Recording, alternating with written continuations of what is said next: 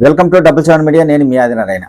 YSR Congress party అధికారంలో ఉన్నప్పుడు 2019 నుంచి 24 వరకు రాష్ట్రంలో 14 లక్షల కోట్లు అప్పులు చేశారని అప్పట్లో ప్రతిపక్షాలు విపరీతంగా ప్రచారం చేశాయి. రాష్ట్ర అప్పులపై ఒక్కొక్క నాయకుడు ఒక్కొక్క విధంగా మాట్లాడారు.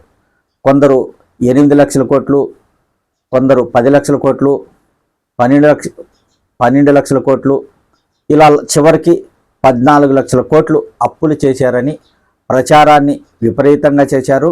చివరికి దాన్ని ప్రజలు నమ్మే విధంగా కూడా చేశారు. కాబట్టే 2024 ఎన్నికల్లో వైఎస్ఆర్ కాంగ్రెస్ పార్టీ ఓటమికి అది కూడా ఒక కారణమైంది, ఖచ్చితంగా కారణమైంది. ప్రతిపక్షాలు అంత విస్తృతంగా ప్రచారం చేశాయి.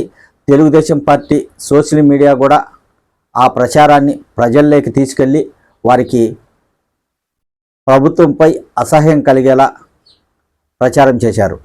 చాలా ప్రచారం చేశారు.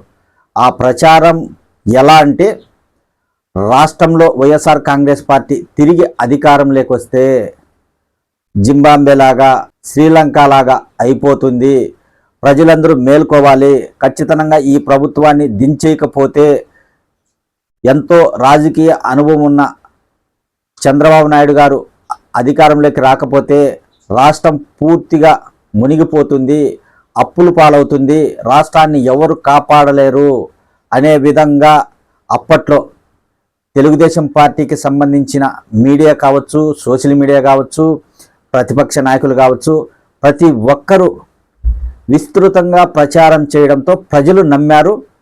వైఎస్ఆర్ కాంగ్రెస్ పార్టీని ఓడించారు. కూటమి ప్రభుత్వం అధికారంలోకి వచ్చాక బడ్జెట్ సమావేశం నిర్వహించారు. ఈ సమావేశంలో రాష్ట్ర అప్పు 6.46 లక్షల కోట్లు మాత్రమేనని వారు చెప్పినట్లు ప్రస్తుతం వైసీపీ నాయకులు, వైసీపీ అధినేత మాజీ ముఖ్యమంత్రి వైఎస్ జగన్మోహన్ రెడ్డి కూడా మీడియా ద్వారా చెప్పడం జరిగింది. గతంలో ప్రతిపక్షాలు వైసీపీ ప్రభుత్వంపై దుష్ప్రచారం చేశారు.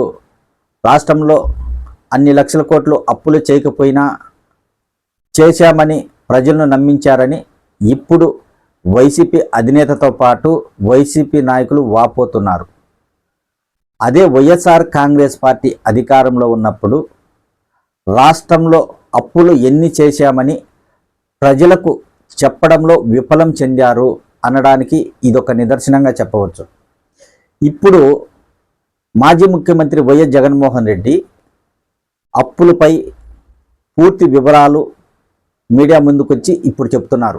అంటే కూటమి ప్రభుత్వం అధికారంలోకి వచ్చి 5 నెలల తర్వాత వాళ్ళు బడ్జెట్ సమావేశం నిర్వహించి అందులో వారు వివరించిన తర్వాత ఇప్పుడు జగన్మోహన్ రెడ్డి మీడియా ముందుకు వచ్చారు. ఇదే పని గతంలో జగన్మోహన్ రెడ్డి ఎందుకు చేసి ఉండకూడదు? అప్పట్లో వైసీపీ నాయకులు ఎందుకు ప్రచారం చేసి ఉండకూడదు? అప్పట్లో వైసీపీ సోషల్ మీడియా ఎందుకు ఫెయిల్యూర్ అయింది? బడ్జెట్పై ప్రతిపక్షాలు తప్పుడు ప్రచారం చేస్తున్నాయి, ఇది నమ్మకండి అని ప్రజలను వైసీపీ ప్రభుత్వం అప్పట్లో ఎందుకు నమ్మించలేకపోయింది?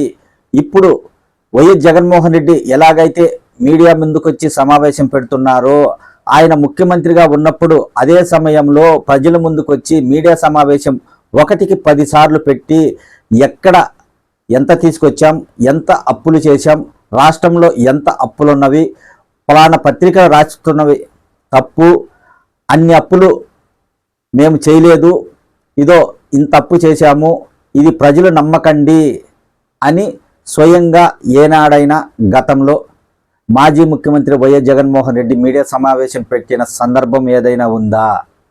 అప్పట్లో ప్రభుత్వ సలహాదారుడిగా ఉన్న సజ్జల రామకృష్ణారెడ్డి ఎక్కువగా మీడియా సమావేశాలు నిర్వహించి ప్రభుత్వం తరఫున మాట్లాడేవారు.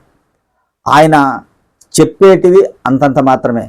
అదే రాష్ట్రాన్ని పరిపాలించే ముఖ్యమంత్రి, ఒక పార్టీ అధినేత పూర్తిగా బడ్జెట్ పైన, అప్పులపైన పూర్తి వివరాలు అప్పట్లో చెప్పి ఉంటే ఇప్పుడు వైసీపీకి ఇలాంటి నష్టం జరిగి ఉండేది కాదు. ఖచ్చితంగా గతంలో వైసీపీ ప్రభుత్వం నిర్లక్ష్యం వహించింది, మీడియా ముందుకు రాలేదు, సోషల్ మీడియాలో కూడా సరిగా ప్రచారం చేయలేదు. ప్రతిపక్షాలు అంత విపరీతంగా దుష్ప్రచారం చేస్తున్నాయంటే వారికి మీరు ఆసరా ఇచ్చారు, ప్రచారం చేసుకోవడానికి వారికి మీరు అవకాశం కల్పించారు. ఒక దొంగ అయినా కానీ దొంగతనం చేయాలంటే మనం ఏదైనా తప్పు చేసినప్పుడే దొంగతనం చేసేదానికి ఈజీగా ఉంటుంది. ఏదో ఒక చిన్న తప్పు చేస్తాం మనం. వైఎస్ఆర్ కాంగ్రెస్ పార్టీ అప్పులపై రాష్ట్ర ప్రజలకు వివరించడంలో కానీ, తెలపడంలో కానీ, వారికి అవగాహన కల్పించడంలో కానీ పూర్తిగా విఫలమైంది. కాబట్టే ఈరోజు వైసీపీకి ఈ గతి పట్టింది. అధికారంలో ఉన్నాం కదా అని నిర్లక్ష్యం, లెక్కలేనితనం ఉంటే పరిస్థితులు ఇలానే ఉంటాయి. కూటమి ప్రభుత్వం బడ్జెట్ సమావేశాలలో అప్పులపై ప్రస్తావించాక ఇప్పుడు వైసీపీ నాయకులు విపరీతంగా మీడియా ముందుకొచ్చి అప్పట్లో దుష్ప్రచారం చేస్తున్నారని ఇప్పుడు వాపోతున్నారు. ప్రతిపక్షం గెలిచాలంటే అధికార పక్షంపై ఆరోపణలు చేయడం మామూలే. ఆ ఆరోపణలు తిప్పికొట్టడంలో అధికార పార్టీ బలంగా ఉండాలి. గ్యారంటీగా అయితే ఒకటి మాత్రం చెప్పగలం, అప్పట్లో వైఎస్ఆర్ కాంగ్రెస్ పార్టీ అధికారంలో ఉన్నప్పుడు రాష్ట్ర అప్పులపై ప్రజలకు వివరించడంలో, వారిని నమ్మించడంలో మాత్రం విఫలం అయ్యింది. ప్రజలకు పూర్తి సమాచారం అందించడంలో ప్రతిపక్షం సక్సెస్ అయింది, వైసీపీ విఫలమైంది. అది మీడియా ద్వారా కావచ్చు, లేదా ఇతర మాధ్యమాల ద్వారా కావచ్చు, సోషల్ మీడియా ద్వారా కావచ్చు. గతంలో వైసీపీ అధికారంలో ఉన్నప్పుడు ఆ పార్టీ సోషల్ మీడియా కూడా పెద్దగా ఇంట్రెస్ట్గా పని చేయలేదు. ఎందుకంటే ఏముందులే గెలుస్తాం అనే ఒక అహంభావంతో వ్యవహరించారు. కాబట్టే వైసీపీకి ప్రస్తుతం ఈ గతి పట్టింది.